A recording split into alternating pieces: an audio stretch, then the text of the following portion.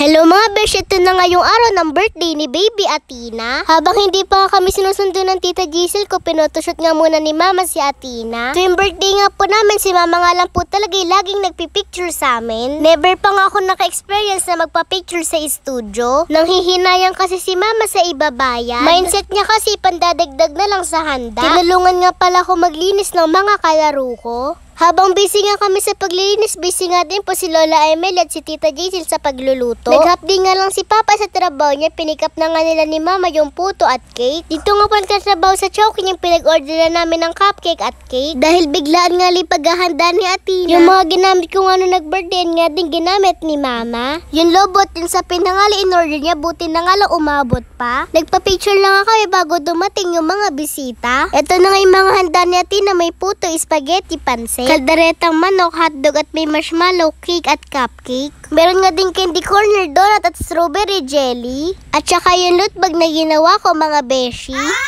birthday, Athena!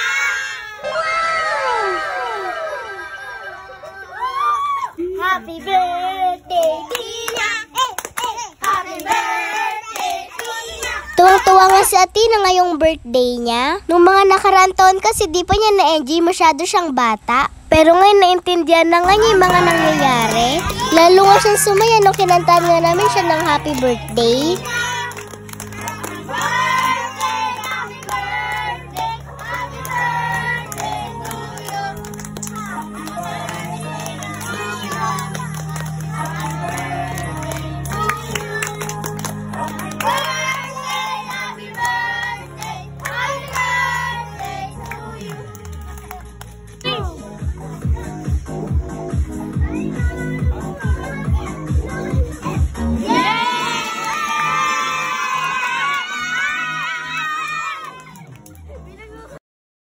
Merienda time na nga kaya pinakuha na nga kami ni Mama ng pagkain. Yung kaya nga lang daw po namin ubusin mga beshi. Dahil pwede pa naman bumalik kapag gusto pa. Ayaw kasi ni Mama na maraming kukunin tapos hindi uubusin. Wala nga kami pambisita ko hindi yung mga bata lang dito. At yung iba nga lang po namin kamag-anak mga beshi. Di na nga kami umarkila ng lamesa at upuan. Dahil hindi naman ganun karami yung bisita namin. Maga din po kasi aalis bukas si Mama kaya di na nga po kami nakapag-invite ng iba. Ilang araw na lang din kasi ikakasal na yung tita ko. Late upload na nga lang po tong video mga beshi. Pagkatapos nga kumain ng mga bata, pinapila na nga namin sila. Inuna na nga namin yung mga maliliit. Mamaya na nga lang bibigyan yung mga malalaki. Maraming salamat po sa nagluto kahit biglaan lang. Kay Lola Emily at Tita Giselle. Pati na rin sa tumulong maghiwa-hiwa kay Lolo Ramon. Dumating na nga si Lolo Odi, sinalubong na nga ni Athena. Niloloko pa nga siya na iregalo nga daw yung tinapay. Di nga halata na iisang hali pinagbila namin ng wrapper. Gusto kasi ni Athena ngayong birthday niya maraming regalo. Kaya binili nga namin siya na maraming regalo mga beshi.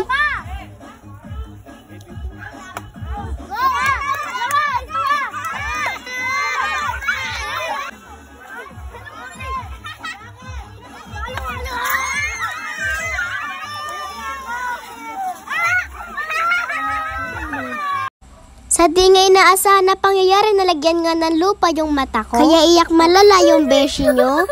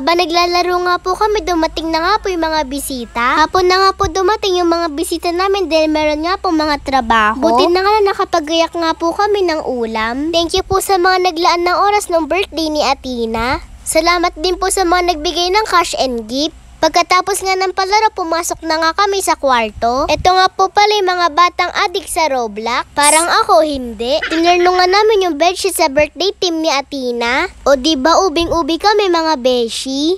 Bago nga matulog si Athena, pinuksan na nga namin yung mga regalo niya.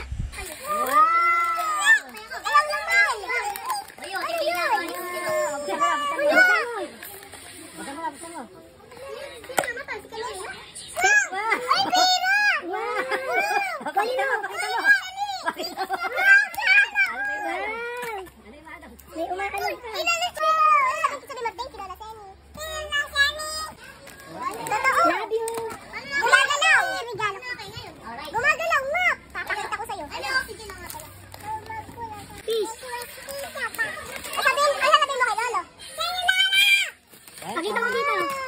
Pakita mo yung mga fish. Pakita mo yung fish dito, harap mo. Wow! Harap mo dito. Pero sabihin mo. Happy na. Candy yan. Candy yan. Panalo, may kape. Yan. Tirahin mo. Oh my God! Open mo, open. Ano ba yan? Wow! Wow! Thank you, ate. Thank you. Hag mo ako. Ano, abay mo, malaki na lang. Wow! Wala sabihin kay ate. It's live! Sophie yan, oh. Oh, diba? Ano sabihin mo kay Sophie? Ay, ate, alam ko, ang ganda ni Sophie. Sasayaw yan. Uy, palis daw. Sasayaw yan. Oo, wala yan. May bata. Labas mo. Labas.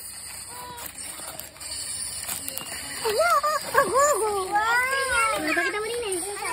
Sabihin mo kay mama. Thank you, mama. O, yung kay mama Abby na nagdala. Yun lang, salamat sa panonood. Bye-bye mga beshi. Happy 3rd birthday baby Athena, love ka ni ate. Sana palagi kang healthy, wag kang magkakasakit. At sana lumaki kang may takot sa Diyos.